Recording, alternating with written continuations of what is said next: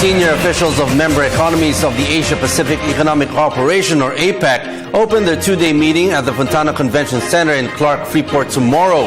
Som 1 will foster discussions on a range of issues relevant to the region, including the free trade area of the Asia-Pacific, trade facilitation and implementation, environmental goods and services, liberalization, and efforts toward development against corruption.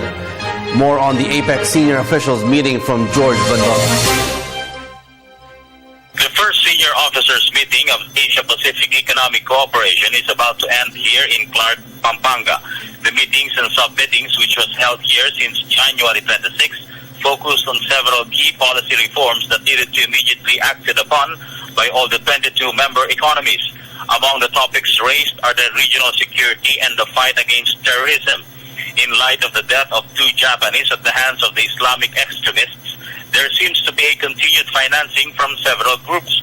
The APEC is set to adopt measures and related policies that will curb terrorism and stop its pipeline of foreign funds, as well as prevent their recruits to advance their terrorist agenda in any of the 22 member countries.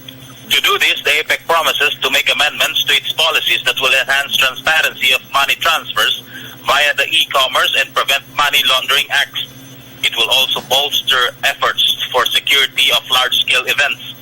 The Philippines' example of providing security to the papal visit was seen as a good example that can be replicated in Russia for its hosting of the 2018 FIFA World Cup and to the 2020 Summer Olympics in Tokyo.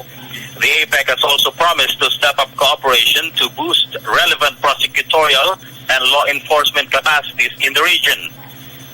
The senior officers has also agreed on developing a framework mechanism on cooperation that could promote services and lower barriers on trade and investments, on health, tourism, transportation, information technology, energy, human resource development, telecommunications, and micro, small, and medium enterprises were highlighted in the said event. The public-private dialogue also raised several issues about the high cost of energy in the Philippines.